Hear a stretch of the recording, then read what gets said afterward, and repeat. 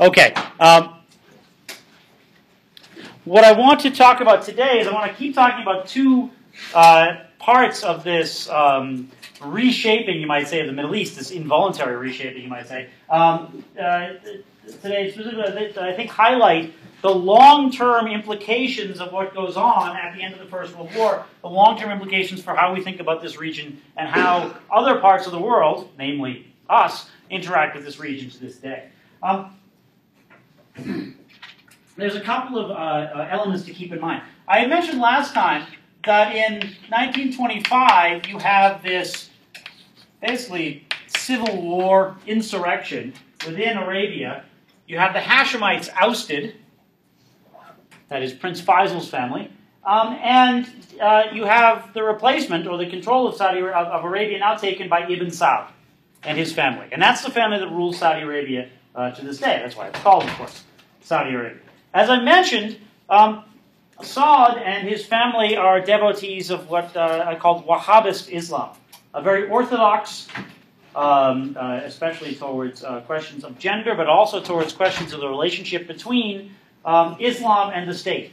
That is, the Sauds are Sunni Muslims. The majority of the world's Muslims themselves are Sunni, but they are perhaps more orthodox than most of the rest of the world's Sunnis. And there's an interesting, I think, aspect to talking about sort of the fact that you have this group, the Sauds, who have this group who adhere to this particular form of Islam. The fact that they become, in essence, the owners of one of the richest places on earth by the Second World War. That is, there wasn't a lot of concern in large parts of the world about the fact that Ibn Saud took over in 1925, because there wasn't yet an appreciation of just what was available and in sort of, how great a resource was available underneath Saudi Arabia. By the start of the Second World War, as I showed you with that picture, there was, of course, a much greater sense of just how much petroleum was available in this region. And I mentioned something about how you have this particular sort of group with this particular vision of how the world ought to work, who now also are unbelievably rich. And I want to elaborate a little bit more, because I think that even today, Saudi Arabia is a place that has a very fascinating and also, I think, very troubling history. And it has a lot to do, again, with the fact that this is a state created out of the turbulence at the end of the First World War. It's a state that's enormously wealthy, and but it's a state that also has enormous internal problems that go back to the fact that this is a place that is publicly and consciously founded on a certain vision of Islam, on a certain relationship between religion and the state. That is, that there is no separation, that the state is part of, the religion is part of the state, the religion informs the state. Now there's a problem here for the Saudi family, the Saudi royal family, from the Second World War on, which is that for many members of the Saudi royal family, life is enormously luxurious. It still is to this day. In Bandar, we used to have a house out in Vale, and I call that a house in the sense that, I don't know, the Pantheon is a building. But it's an enormously wealthy group of people who have enriched themselves and their relatives, and who, over time, over the 50s, 60s, 70s, not only began to exercise sort of more political will, or exercise more sort of political power globally through things like OPEC, the sort of world oil producers organizations, but also they began to run into trouble at home. Because remember, this is a state founded on this idea of a very strict sort of Islamic practice, one which is supposed to shun luxury, is supposed to be about renunciation, is supposed to be about very strict gender roles and family roles. Yet, the Saudi royal family itself and its various sort of affiliates and friends and relations, they grew obscenely wealthy. And you have this sort of disconnect within Saudi society between what the Saudi state is supposed to do and what the rulers of the Saudi state actually do. They have yachts. They have houses in the south of France. They have ski chalets in Vail. They mingle with the world's elite. And in the 1970s, there's a reaction against this within Saudi Arabia that I think is very important for us to understand how the world is even today. That is, there is a reaction against this by a group of very conservative clerics, religious teachers within Saudi Arabia, who in essence argue that the Saudi regime has abandoned, or has in some sense sort of lost its legitimacy, has abandoned its devotion to Islam. The similar argument that Saud himself had made about the Hashemites back in the early 1920s, that they were no longer sort of worthy protectors of Mecca, which is a huge charge to level.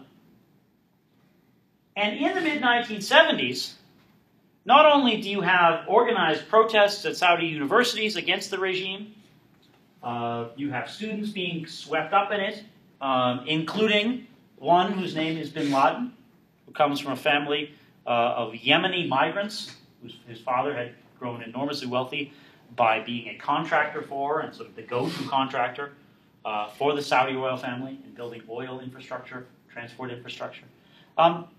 You have this sort of new generation which sees this disconnect between what the Saudi regime says it stands for and what it actually sort of does. And at one point in the 1970s, I think it's 1978, a group of armed students goes and occupies Mecca, the center of Mecca, the square that contains the Kaaba, this sort of piece of an ancient meteorite that has been in Mecca since time immemorial.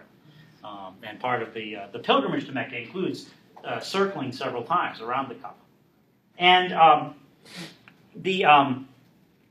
these Saudi students and clerics seize Mecca. So they are absolutely and fundamentally challenging the Saudi royal family's claim to be the administrators of Mecca, as Saud had done 60 years previously, 50 years previously to the Hashemites. There is no more profound challenge you can make. One of the things I think that's very interesting to think about is the role of public space in protests. It's one thing to have a protest. You can have a protest anywhere. But your protest gains legitimacy and it gains authority where you have it. I can protest something all I want in my backyard, not even the dog is going to listen to me. Seriously.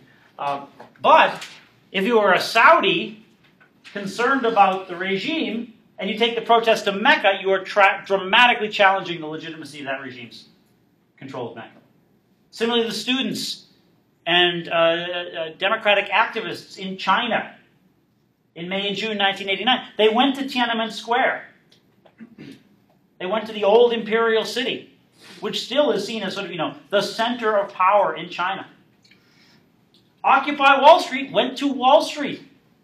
That's why you have marches on Washington, because you are in essence trying to challenge the legitimacy of those who control these spaces, or those who claim these spaces. So you have in 1970, I think it's 1978, you have these students who go and take over Mecca. They're ultimately ousted by Saudi special forces and the French advisors to these Saudi special forces. Were they killed? Yeah, most of them were either killed, they were either killed directly in the fighting, or they were executed thereafter. I think about 60 of them were executed afterwards in these sort of series of show trials and executions.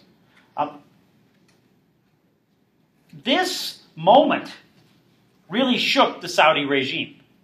And it responded in a very interesting way, and in some sense you might say sort of a characteristic way, by throwing money at the problem, because they have a lot of money to throw.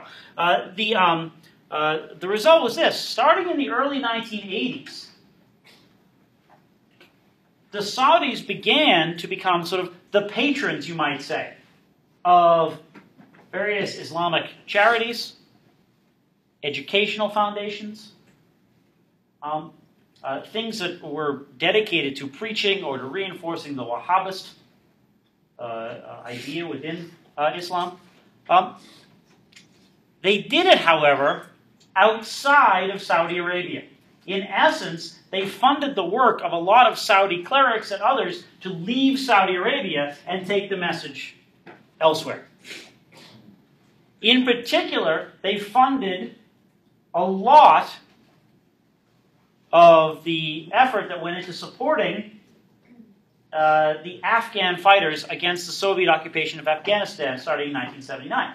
That is, a way for the Saudi regime to establish or to reestablish its sort of authority and its credentials as a protector of Mecca as an Islamic regime was to sponsor all sorts of things and to throw enormous amounts of money, not just into supporting the war effort in Afghanistan, but to providing lots of money for Pakistan to ramp up its own sort of engagement with India over Kashmir. I mean engagement in terms of fighting, in terms of supporting the establishment of all sorts of educational institutions throughout the Islamic world, from Indonesia to Afghanistan. So you have this sense in which the Saudis sort of exported the problem.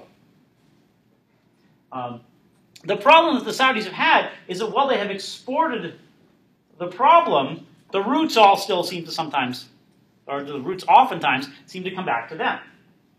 That is, one of the people who went off to fight, or to at least organize aid for the Mujahideen, for the rebels in Afghanistan, was Osama bin Laden.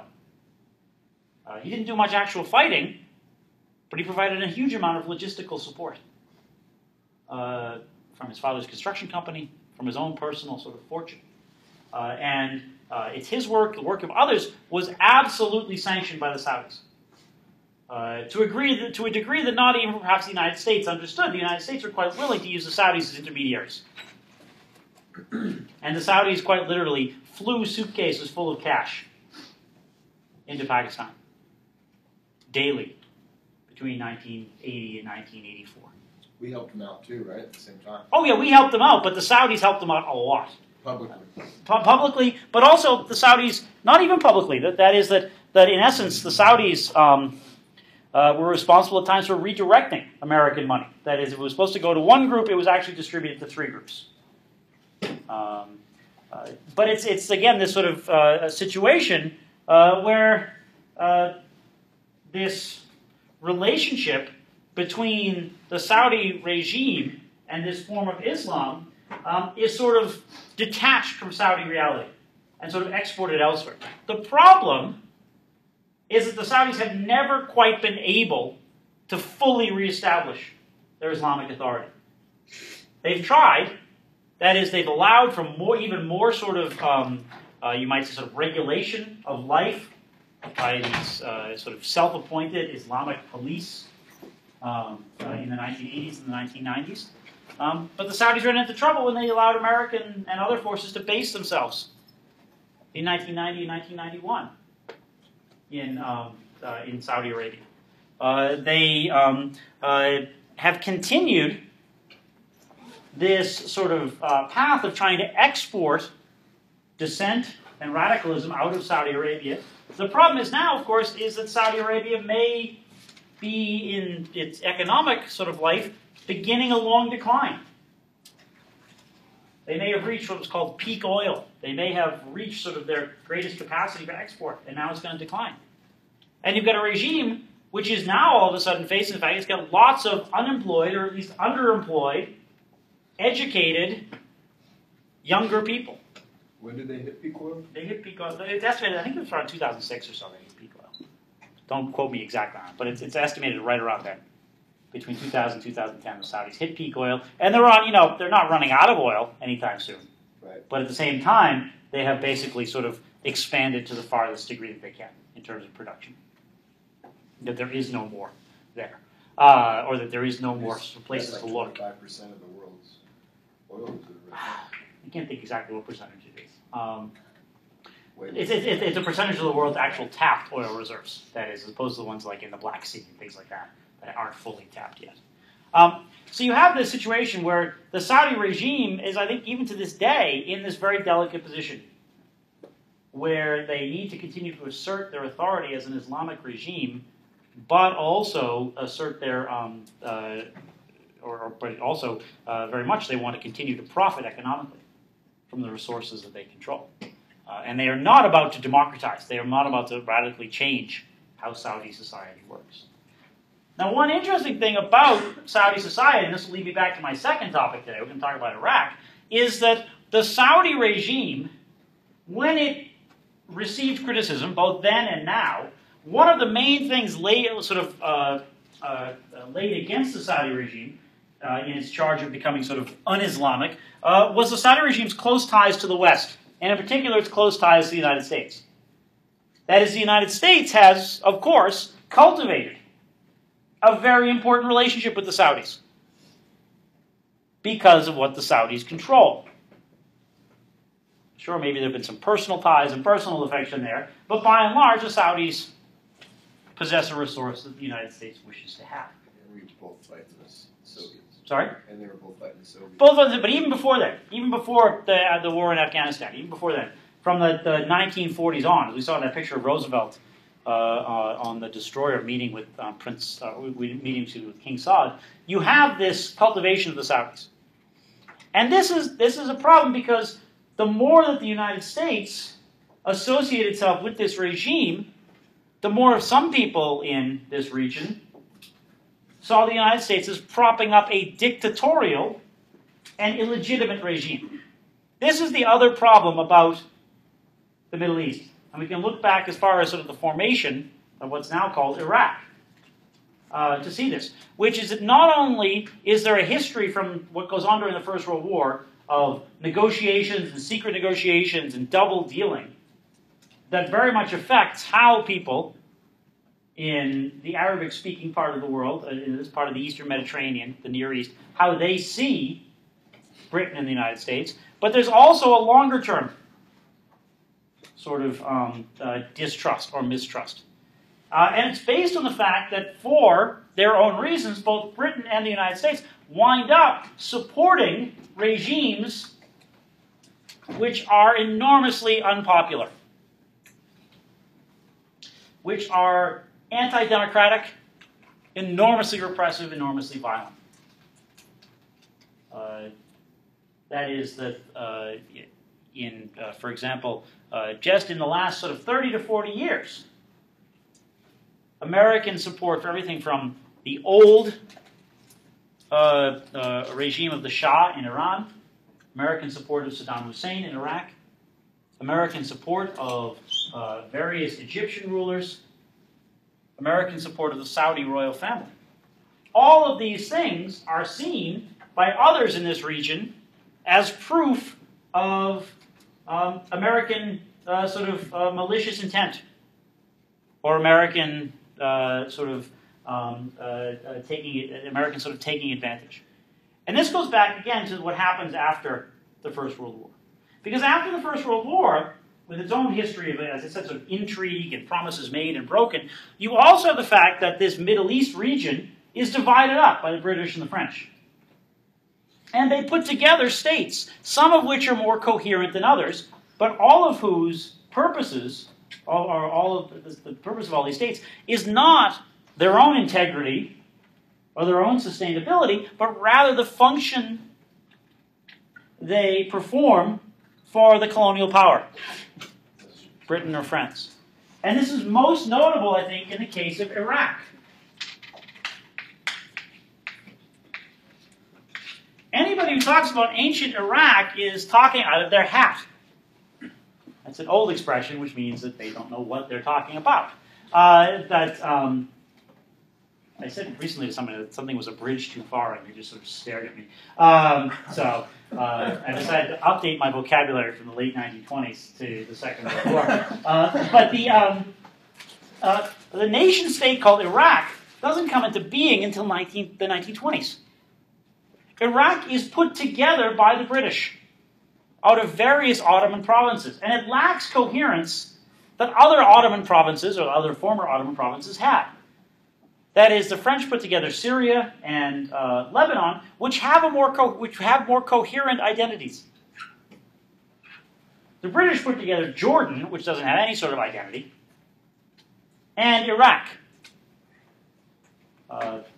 one of the things that they'll wind up doing is in 1925, when Ibn Saud takes over in Saudi Arabia, is that they have to find new places for the Hashemites.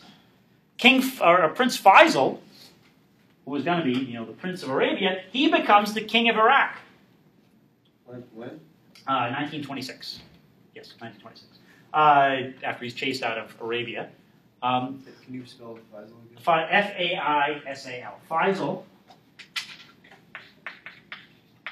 His younger brother, Abdullah, they try to make a king in Syria, but that doesn't work. So he becomes the king of Jordan. In fact, today, the Jordanian royal family is the last Hashemite family standing. That is, and I can't even think, it's not King Hussein of Jordan, it's his successor, I can't think of his name. But he is king of Jordan, he is the last remaining Hashemite ruler. Questions? Yeah, sure. I missed the last question you said he was based out of Arabia. Was that like a region or a country? The Arabian Peninsula. Okay. Yeah, by Arabia I mean the Arabian Peninsula, as opposed to larger sort of Arabic-speaking lands. Yeah, that's where they were based in Mecca, but they're chased out by Ibn Saud in the early 1920s. Iraq is cobbled together by the British as a place that has some strategic resources in terms of oil, has sort of a good strategic location, especially for the introduction of British air power to the Middle East. But it's welded together in such a way that there's no sort of common sense of what it means to be from Iraq. That is, if you look at Iraq, Iraq is actually, in many ways, it's sort of put it as sort of a triangle. Iraq has sort of three different groups of people crammed into it. You have on this axis here, you have Arabs, but Arabs were differentiated between Sunni and Shiite Muslims. They're Muslims, but these are Sunni Muslims, these are Shiite Muslims. In the northern part of Iraq, this is why I made it a triangle, you have people who are Sunni Muslims, by and large, but they're not Arabs, they're Kurds. Different ethnic group, different language. All of these groups are sort of welded together to make modern Iraq. Now, there is lots of history in this region. This is ancient Mesopotamia, between the Tigris and Euphrates. This is Baghdad in the year 1000, the capital of the Islamic world. It's considered by some people at that time to be the greatest city in the world in 1000. But there's no such entity as Iraq. Instead, what you have put together is this sort of conglomeration of groups. And a conglomeration of groups that has some sort of specific sort of links, but not links to each other, links outside.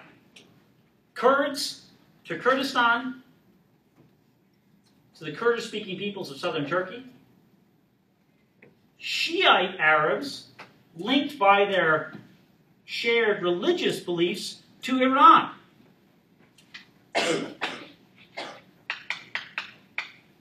Now, Iranians are Persians. They're not Arabs. Oftentimes people say, oh, they're all Muslims. Oh, no, there's lots of difference out there. So, Professor Hannity and his dictates about the Middle East can be safely ignored, I think. But you have Iran, which is Persians. They're Shiites. Shiites make up only probably about 10-12% of the world's Muslims these days. The vast majority of the world's Muslims are Sunnis. And, yeah. What's the fundamental difference between them? There are multiple differences. It starts 1,000 years ago, over 1,000 years ago, as a dispute over who's the successor to Muhammad as the caliph or leader of the world's Islamic communities.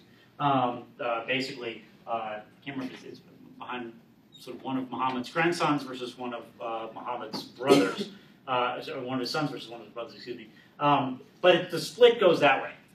But there have developed over time much greater differences between them. There's also Sufi Islam, which is only practiced by about 2% of the world's Muslims. We'll talk more about Sufi Islam later if you'd like.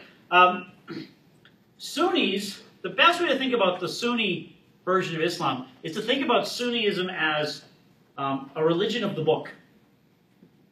That is, Sunni Islam is very much concerned with taking the tenets laid down in the Quran, the associated teachings of Muhammad, called the Hadith. So you got the Quran, and what's called the Hadith, which are basically the sayings of Muhammad collected by his followers and scribes and stuff, as well as the Quran that he recited. You have these you have this text, and the text is your guide, not just to how you practice religiously, but how do you run a state, how do you organize your life, social life, economically, family life, etc. In Sunni Islam, the book is the supreme authority. And the people who have sort of the greatest role within Sunni Islamic society are those teachers and judges, those clerics who interpret the book. One fundamental thing within Sunni Islam is memorization of the book. Rote memorization even of it. Even if you can't read it, you can at least recite it from memory. For Sunnis, there is sort of, the general idea that there is going to be no differentiation between the state and the religious community. They're all going to be sort of one. The difference between Sunnis and Shiites now, I think one major difference is that for Shiites, there's another source of authority besides the book. The book is still paramount. But within Shiite Islam, you also have room for what you might call charismatic leaders. They're not prophets, because there's only one prophet. Or there's only the final prophet, Muhammad. Instead, you have sort of charismatic leaders, sometimes known as imams, I-M-A-M. They are sometimes given an honorific title of Ayatollah. If you are dealing with someone who has the title Ayatollah, you're dealing with someone who's a Shiite Muslim. And the idea is that these clerics, these imams, they also have authority. They have they're not prophets, but they have access to sort of a divine inspiration that the rest of us don't. And so they occupy a position within Shiite Islam that clerics don't occupy within Sunni Islam, if that makes sense. Sufism, which is practiced by a bare majority of the world's Muslims, Sufism is all about a personal experience of God. The book is there, the book is important, but the reading of the book is seen as simply part of a larger way of getting to God. That is, Sufism doesn't provide these sort of mediators or judges. Instead, it says you can, in some ways, experience the divine.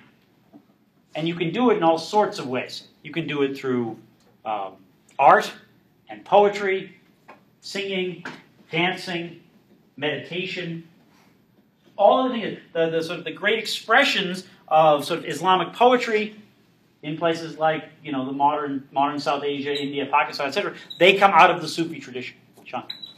With the Shiites tied to Iran, how does that affect them during the Iran-Iraq war?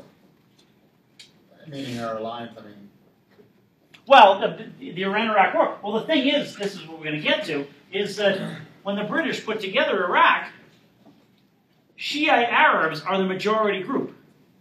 But in order to retain control of this place, and to retain influence in this place, what the British do is they prop up Sunni Arabs and make them the rulers. Faisal, a Sunni Arab, becomes king.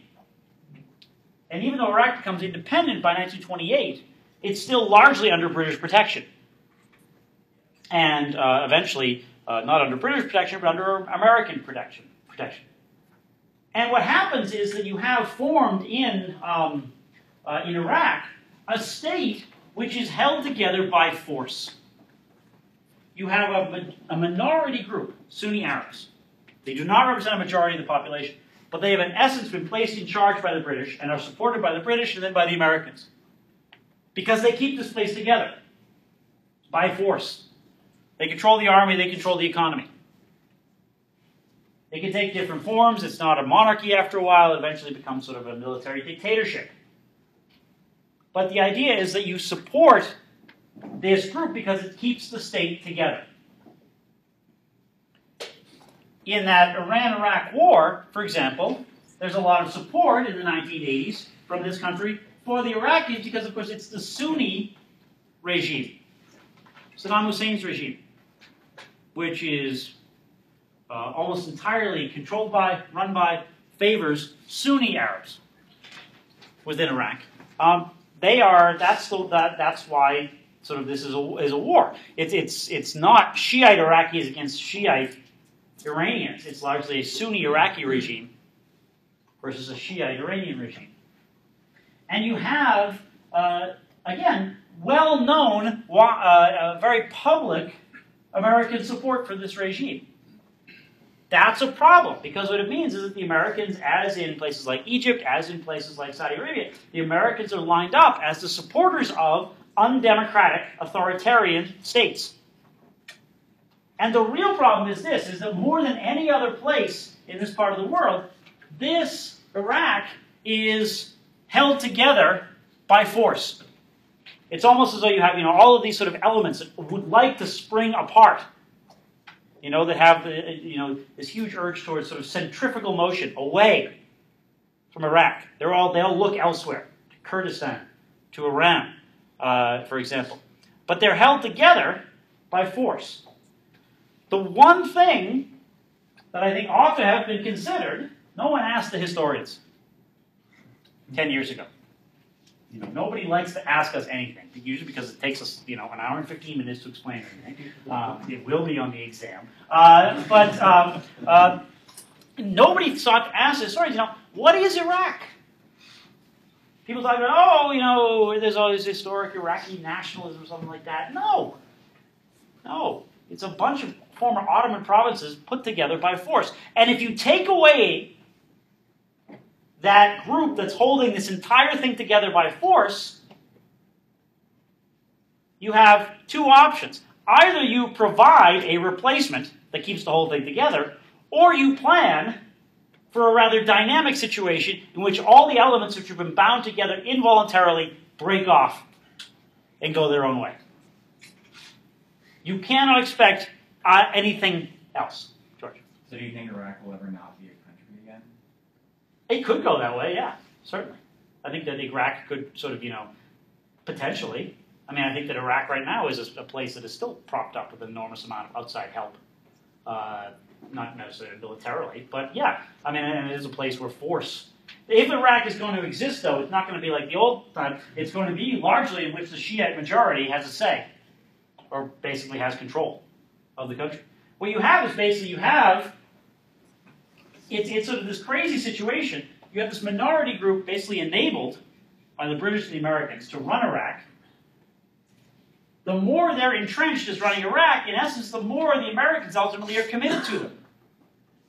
Because having supported them for so long, they have no choice but to keep supporting them.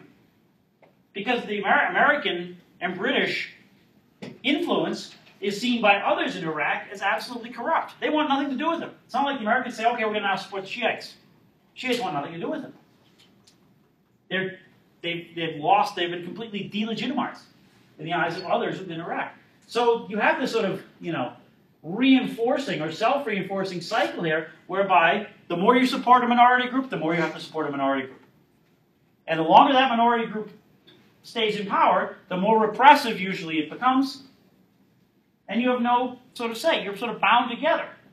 And if ultimately you decide you're going to break this whole thing apart, I think you ought to understand that you are, in essence, destroying something that was perhaps never intended to exist in the first place. An artificial creation, something held together very tightly, but by bonds of violence and coercion and repression, not by any sort of natural affinity. Result is, I think, in Iraq, which for several years, perhaps even to this day, is still going through the process of pulling apart. And that to sort of assume that you could come in and be treated as a completely neutral participant, we're simply here to remove the bad elements, is absolutely ludicrous. Yes? Why were the Sunnis supported in the first place? Like, why? Because they were a minority group. Then one of the elements within colonial rule that the British were very good at was finding groups who were minorities who wouldn't have necessarily enjoyed power in some sort of democratic or even majoritarian state, but they empower them and give them all sorts of special dispensations and favors, and but because then they're going to owe them. It's sort of reciprocal. Divide and rule. Yeah, divide and rule, and sort of, we'll put you in charge, you owe us. If we get rid of our support for you. The problem is it becomes a sort of thing where the British, the Americans, they can't detach from these unpopular regimes because they've got no other choice. It's not like anyone else in the region likes them now, or anyone else in this state likes them. So they get sort of wedded to each other.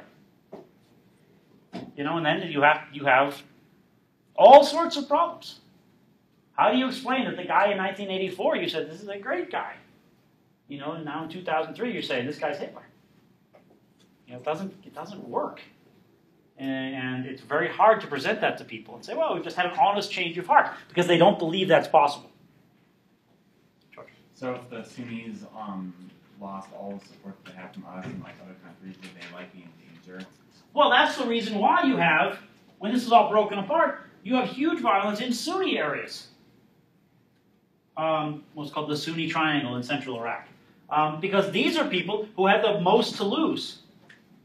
They were the ones who sort of had taken advantage of the fact that they were in this group that was favored for, 60, 70 years. They're the ones with a lot to lose. They know, they're the ones who know that, in any place where, they're in a country where they're not the majority.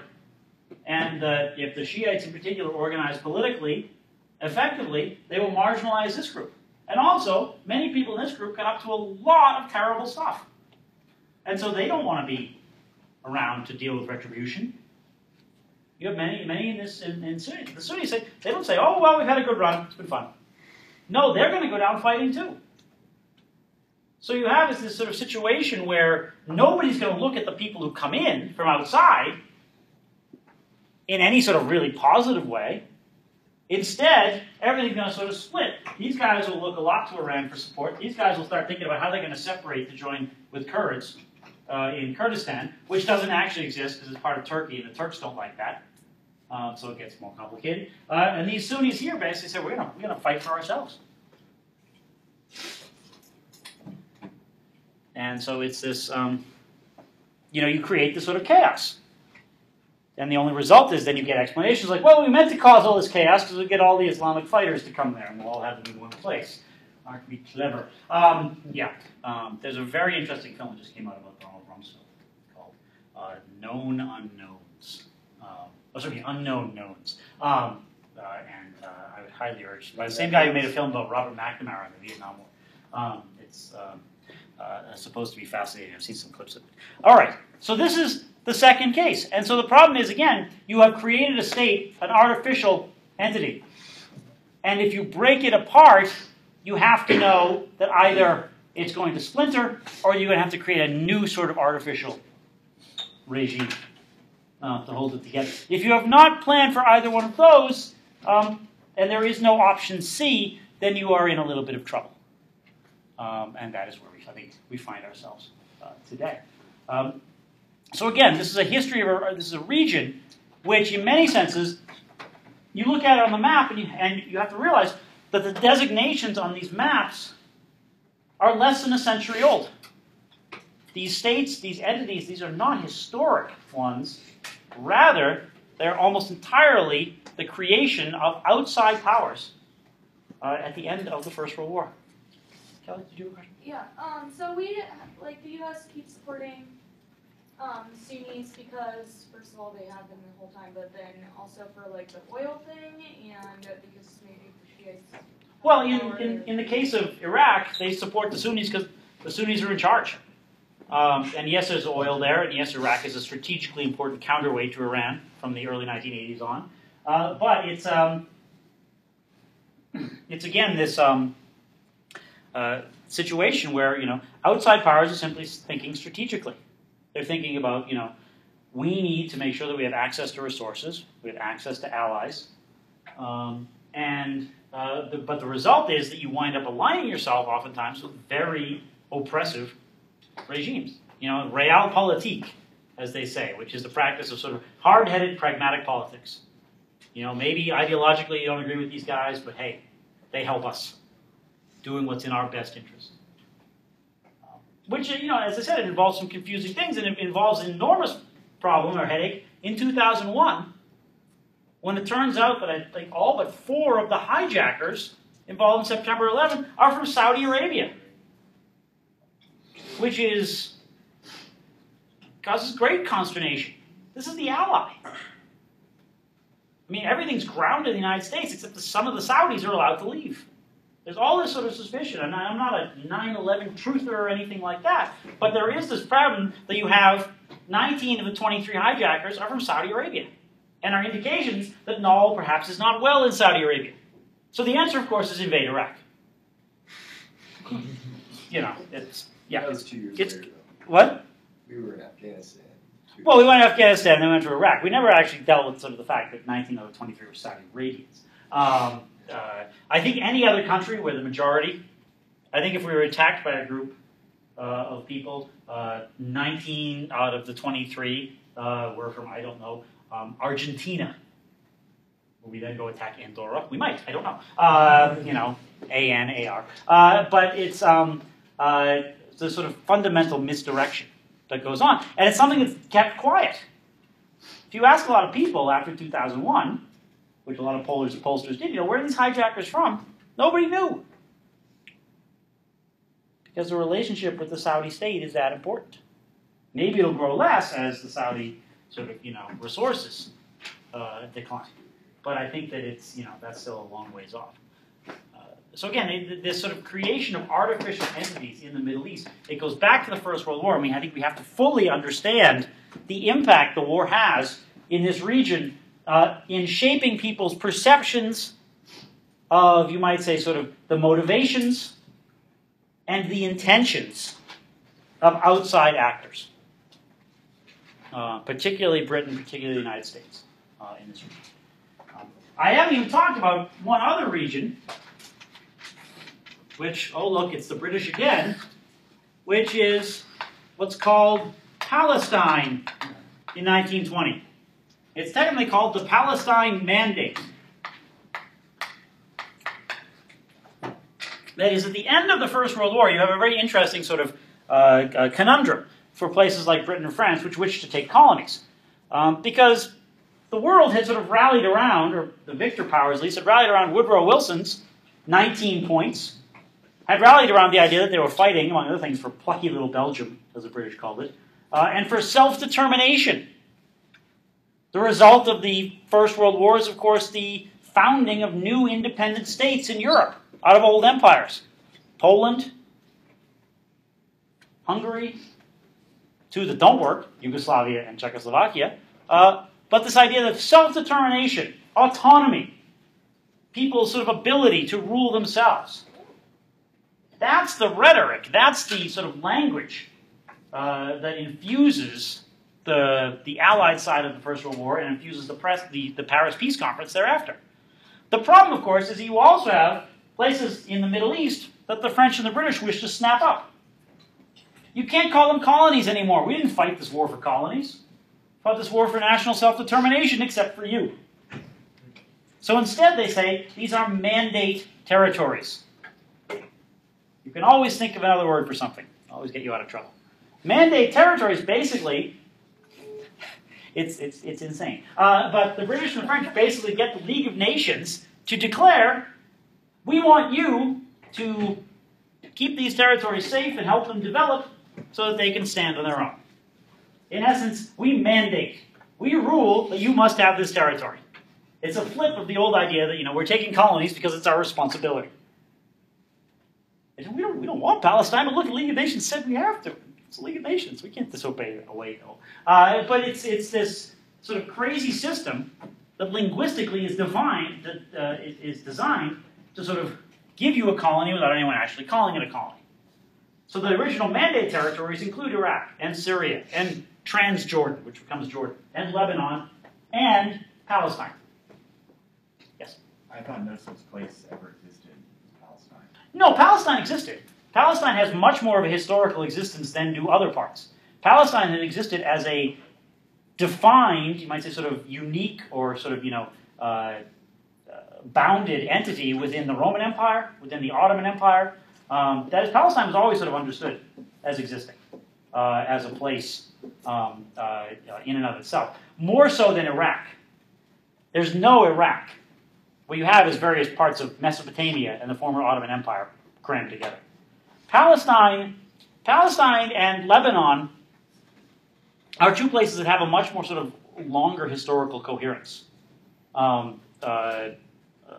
Lebanon, especially going back to Phoenician civilization. Palestine, largely having to do with sort of Jerusalem, but the fact that Palestine was established as a province under the Romans. That is, you have sort of almost a state. You have a governor, a Roman governor of Palestine. You'll have Palestine kept as a sort of a region within the Ottoman Empire that have its own governor. So there is much greater legitimacy to the idea of a Palestine. The problem is, who's actually going to be in that Palestine? And that's the problem that the British, you might say, sort of bring upon themselves in some ways. Because the British, remember, in their complicated negotiations during the war, managed to say to different people at different times that Palestine will have various different futures. It'll be an internationally mandated territory. It's a territory where Faisal will have some say. It's going to be a homeland for European Jews fleeing persecution. No, in fact, it's going to be a British mandate. And between 1920 and 1948, the British largely deal unsuccessfully with the various pressures that come from running this particular part of the world. Did you have a question? Okay, sorry, I thought I saw the head. They deal with problems? What, sorry? What was it? Well, you have all sorts of problems as well. In the first place, you have, in Palestine, you have an Arab population, many of whom had believed and hoped that they would be part of some larger Arab state. Remember, that's what Faisal wanted out of the war, this Hashemite-controlled state, that they would be free from Ottoman rule, and instead they would be now part of this Arab state. Remember, within Palestine, yes, you have an Arab community, but it's not even a one sort of a monolithic Arab community. You have Muslim Arabs and you have Christian Arabs within Palestine. You also get, after 1920, a much larger migration of European Jews into Palestine. For much of the 1920s, the British government, the British administration in Palestine, supervises emigration of thousands of European Jews from Central and Western Europe into this territory, which is not enormously popular among Palestinian Arabs. But it's also not of such a scale, necessarily, as to cause a huge sort of destabilization. The problem that many of the Zionists who are in charge of this migration into Palestine have is they think the British aren't going fast enough. And they think the British ought to be transferring this land over to their control. Who did? This is the Zionists who are sponsoring and organizing the migration of European Jews into Palestine after 1920, based on that Balfour letter we talked about last time. So you can see why this is so confusing. Anybody who says it was all in a day and a half is, a few sandwiches short of a picnic. But you have this notion among the Zionists that immigration isn't going fast enough. And the British say, well, we can't allow immigration to go any faster. You've got people still living here who see this immigration as a threat to their own existence. Plus, we don't really want to give it up. This is a nice strategic location for us. So they say to the Zionists, migration will continue at a certain pace, and as the migration continues, we will watch and encourage the Zionists to continue to form or to sort of move towards self-government. The problem is that by the early 1930s, you have sufficient movement of people into Palestine that you start to get violence by Palestinian Arabs against Jewish settlements. This has two ramifications. This causes two different things. In the first place, it starts the British thinking that maybe we ought to start slowing down migration. A process that will culminate in 1939 when the British, on the eve of the Second World War, when many European Jews are in, or about to be in, desperate straits, the British declare no more immigration into Palestine. They said, we're going to have to fight a war. We don't want to have to worry about Arab sort of alliance with or cooperation with the Germans. We're going to fight a war in order to keep the Arabs at least sort of neutral, or to keep Arab opinion less hostile. We're going to end Jewish immigration into Palestine. That's in 1939. So a moment in which many Jews are trying to get out of Europe, one of the main places to which they could have gone is now closed off. And will be throughout the war. So that's the first sort of element, the first reaction. The other thing is this, is that you start to get in Jewish settler communities in Palestine the rise of their own self-defense forces, because they feel like the British aren't protecting them enough. You get various sort of paramilitary groups emerging in Jewish communities who during the 1940s, and especially the period right after the Second World War, are going to turn their attention not simply to protecting their own communities, but to striking out at others who they perceive as sort of opponents. Not just Arabs, but also the British themselves. That is, it's Jewish groups in 1946 and 1947 who will carry out a significant number of bombings in places like Jerusalem, aimed at destroying British-owned buildings, at targeting the British administration and forcing the British out. It's a situation where the actions of the British in the Balfour Letter, in their policies on migration in the 20s and 30s, in their attempt to try and conciliate both sides of opinion. I mean, the British are very cynical in 1939. They say, look, yes, we're going to cut off Jewish migration now into Palestine so we can conciliate the Arabs. And somebody said, well, won't that anger the Jews? They said, well, what are they going to do? Are they going to go turn to Hitler for help? I mean, the British are very cynical about this. And they say, our long-term interests basically say we need to have less hostility among Arabs in this region. So we're going to stop Jewish migration in. The result is, by the end of the Second World War, you have significant Jewish opposition to Britain, which is built up during the war, and which is unleashed on the British in 1946 especially. So you have, again, this, this situation where not necessarily a state is artificially created, but where the British attempt to sort of redesign the population of the state because of promises they've made, because of advantages they think they can take, and wind up rather successfully getting everyone in Palestine to dislike them. And dislike is a very polite word. So it's an understatement. So I think that, again, you have a situation where outside powers are perceived as having other agendas, other sort of intentions and motivations. It's why you not only have, for example, Arab, I think, suspicion and hostility to outside influences, but even within Israel, some reluctance to see some outside influences, some outside powers as allies, or completely fundamental allies, and absolutely sort of trustworthy allies. Because there is this idea that everything in this region is sort of a pawn, or a piece to be moved around by Britain, or later on by the United States. So again, it's a long and complicated history. What I wanted to stress to you is that a lot of this stuff which we see as sort of emblematic of the 20th century Middle East, territorial rivalries, religious rivalries, wars, revolutions, a lot of these only take place because of the context, because of the structures created at the end of the First World War. So I will leave that there for today. We'll start next time talking about fascism. Why not? Something completely different. But we will pick that up on Tuesday. Thank you.